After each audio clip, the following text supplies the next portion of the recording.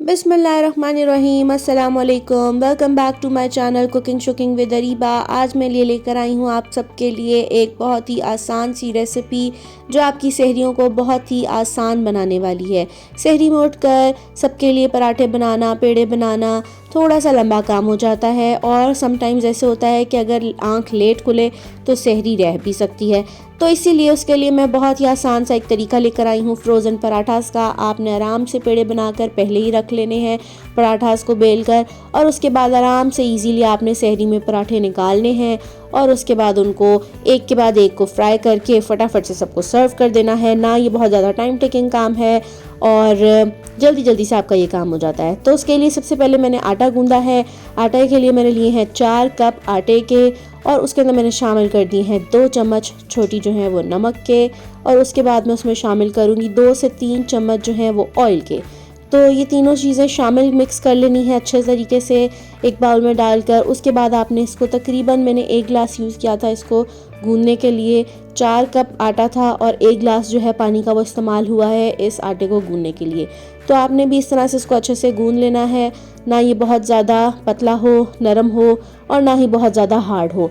Normal सा आपने आटा जैसे हम घर में गूंदते हैं आपने वैसे इसको गूंद कर रख लेना है, क्योंकि आपने इसके पराठे जो बनाकर फ्रीज़ करने हैं ताकि ये बिल्कुल ढलके ना और इजीली आपके पराठास जो हैं वो फ्रीज़ हो सकें। तो नॉर्मल सा आपने आटा इसको गूंद लेना है। मैंने इस आटे को गूंद कर थोड़ी देर के लिए ठहरने दिया था, तकरीबन 4 से 5 मिनट, और उसके बाद मैंने दोबारा से इसको थोड़ा सा और गूंद लिया था। तो ये बड़ा अच्छा सा सॉफ्ट सा ये लेयर्ड सा जो है आटा गूंदा गया था। आटा गूंदने की ये सबसे बहुत अच्छी टिप है कि अगर आपके पास ज़्यादा टाइम नहीं है या आपके पास ज़्यादा एनर्जी नहीं है आटा गूंदने की, तो आप क्या कर सकते हैं कि फटाफट से आटे को मिक्स किया और इस तरह से थोड़ा सा गूंद कर रख दिया 5 मिनट। 5 मिनट के बाद आपने फटाफट से आके इसको दोबारा से थोड़ा सा गूंदना है। तो ये इतना अच्छा लेयर्ड जो है वो आटा गूंदा जाएगा और बहुत ज़्यादा टाइम टेकिंग भी नहीं है और ना ही बहुत ज़्यादा एनर्जी रिक्वायर्ड है इसके लिए। तो इस तरह से फटाफट से आप आटा गूंद कर रख सकते हैं। अच्छा जी, आटा हमने रख लिया था थोड़ी देर फ्रिज में ताकि वो ठहर जाए और सेट हो जाए। अब हमने लिए हैं 4 चम्मच यहाँ पर 4 टेबल स्पून ऑयल के, और उसके अंदर मैंने डाल दिया है 3 चम्मच ये खुश्क आटे के, और उसको अच्छे से मिक्स करके एक लिक्विड सा बैटर तैयार कर लिया है जो हम अपने पराठास के बीच में लगाएंगे, लेयर्स में लगाएंगे। ठीक है, तो इस तरह से हमने इसका मिक्सचर तैयार करके रख लिया है।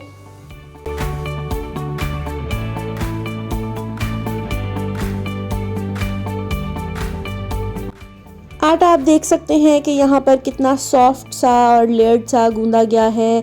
तो हमने ये आटा निकाल लिया, उसमें से हमने इसके ऊपर जो है थोड़ा सा खुश्का स्प्रेड किया है, खुश्क आटा स्प्रेड किया है।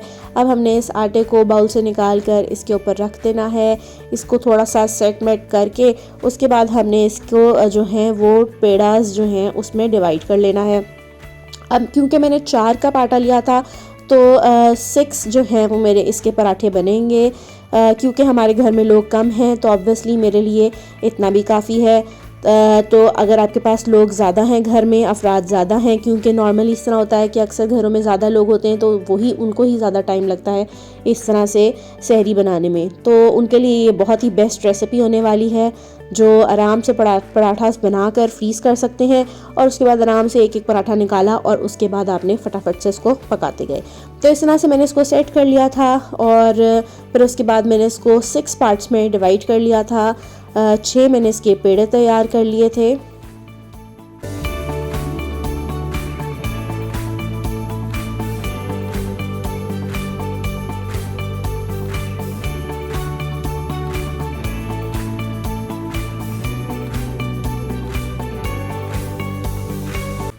तो ये मैंने पेड़े बना कर रख दी थे और कवर कर दी थे। ये मेरे 6 पेड़े तैयार हो गए थे और अब इसके बाद हम इनको एक एक करके जो है वो बेलन की मदद से बेल लेंगे और फिर उसके बाद हम इनको फ्रीज़ कर लेंगे। तो पराठे बनाने के ये तरीका जो है ये बहुत ही ज़्यादा आसान तरीका है। आप ज़रूर इसको फॉलो कीजिएगा। जिनकी बड़ी फैमिलीज़ होती हैं उनके लिए तो ये बहुत ही इजी रेसिपी होने वाली है इस रमज़ान। आराम से इन पराठास को पहले ही बनाकर अपने फ्री टाइम में रख लें, फ्रीज़ कर लें और उसके बाद आपने आराम से सहरी में निकालने हैं पराठे और उसके बाद एक के बाद एक बनाते जाने हैं। ज़्यादा देर नहीं फ्रीज़ करना चाहते आप तो ये भी कर सकते हैं कि आपने जो है वो रात को आफ्टर इशा की नमाज आपने फटाफट से इस तरह से पेड़े करके ये पराठास बनाकर फ्रीज़र में या फ्रिज में रख दिए और आराम से सहरी में निकाल के पराठास बनाते गए, तो वो भी बहुत ही आसान सा तरीका हो जाता है। तो आप ये दोनों तरीके जो हैं वो फॉलो कर सकते हैं जैसे आपको ईजी लगे। तो इस तरह से जो हमने लिक्विड जो बैटर था रोटी बनाई, उसके बाद लिक्विड जो बैटर हमने बनाया था उसको हमने अच्छे से इस तरह से स्प्रेड करके ब्रश की मदद से सारी तरफ अच्छे तरीके से स्प्रेड कर दिया था। और उसके बाद अब हम जो हैं इसकी जो है इसके ऊपर हम दूसरी रोटी बनाकर वो रख देंगे। तो इसको मैंने साइड पे कर दिया। अब मैं जो हूँ वो दूसरे पेड़ा पकड़ के उसकी रोटी तैयार कर रही हूँ। तो अब इसकी रोटी बनाकर फिर हम वो फर्स्ट वाली जो रोटी है उसके ऊपर इसको उसके साथ लगा देंगे, चिपका देंगे।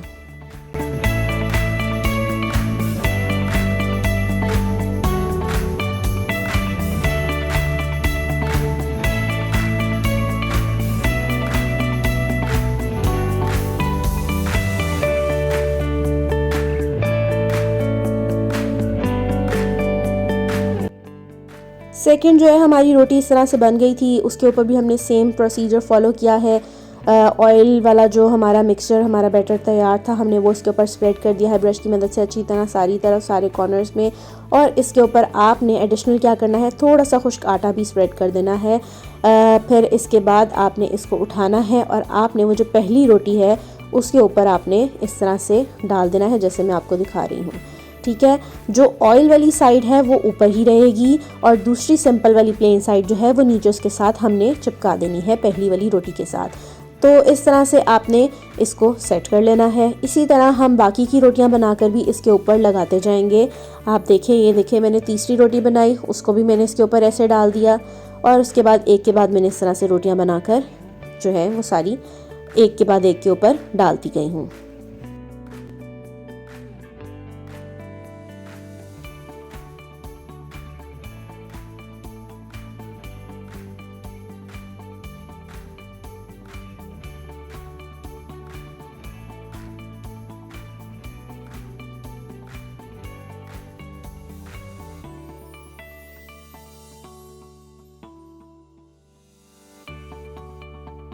अच्छा जी, तो हमने यहाँ पर सारी रोटियाँ जो हैं एक के ऊपर एक डाल दी हैं, ऑयल लगा दिया है सब पे, खुश्क आटा भी स्प्रेड कर दिया है। अब हमने इसको उठाकर इस जो शीट से उठाकर हमने नीचे रख देना है शेल्फ़ के ऊपर, स्लैब के ऊपर, वॉट एवर यू हैव। ठीक है, शीट बिछा लें, उसके ऊपर रख लें अगर आपको लगता है कि आपकी जो स्लैब है वो साफ़ नहीं है। इस तरह से ये देखें जो है मेरे सारे रोटियां जो हैं वो रेडी थी, मैंने एक दूसरे के ऊपर लगा दी थी। अब हमने इनको रोल कर लेना है क्योंकि हम लेयर्ड पराठा बना रहे हैं तो ऑब्वियसली हम इसको रोल करके पहले हम इसकी लेयर्स प्रिपेयर करेंगे और उसके बाद हम प्रॉपर जो पराठे वो बनाएंगे। तो इस तरह से मैंने इसको सारा फोल्ड कर दिया था और उसके बाद मैंने इसकी कटिंग करके इसके पेड़े तैयार किए थे। तो ये आप देख सकते हैं कि ये बहुत ही मज़ेदार से लेयर्ड पराठास जो हैं वो तैयार होंगे।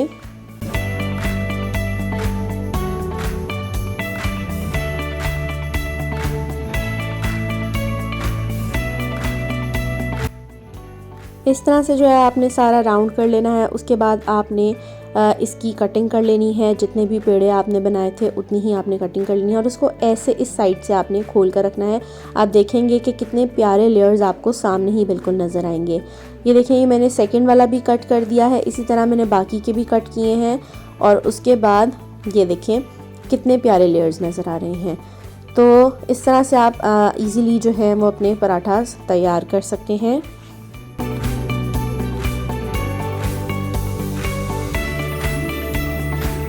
ओहो, बातों बातों में मैं आपको एक चीज़ तो बताना भूल ही गई कि मैंने ये छोटे छोटे पेड़े ज़रूर कट किए हैं, लेकिन ये एक पेड़े से एक पराठा नहीं बनेगा। मैंने 2 पेड़े यूज़ किए हैं, 2 पेड़ों को एक दूसरे के ऊपर रखा है और उसके बाद मैंने उसका एक पराठा बनाया है। ये देखें, ये मेरे 2 पेड़े थे, इनको मैंने छोटा सा बेल लिया और उसके बाद मैंने एक के ऊपर ऑयल लगाया और फिर उसके बाद उसको दूसरे के साथ चिपका दिया।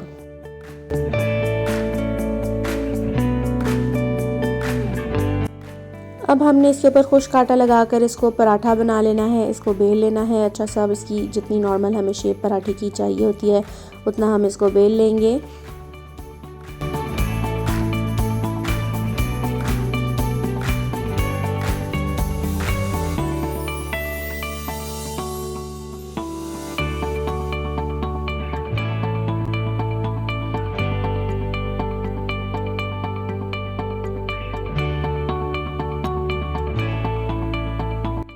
तो ये देखिए हमारा फर्स्ट पराठा रेडी है। पहले मैंने इसको अपनी ट्रे के अंदर रख दिया है। इसके ऊपर मैं लगाऊंगी बटर पेपर और उसके बाद फिर उस बटर पेपर के ऊपर मैं दूसरा पराठा रखूँगी। इस तरह से मैंने बटर पेपर लगा दिया है। अब मैं अपना दूसरा पराठा मैंने तैयार कर लिया था, मैं इसके ऊपर वो भी रख दूँगी जिस तरह से आपको वीडियो में नज़र आ रहा है। ये देखिए मैंने बिल्कुल दूसरा पराठा जो है इसके ऊपर ही रख दिया। अब दोबारा से इसके ऊपर बटर पेपर रखूँगी और फिर मैं तीसरा पराठा रखूँगी।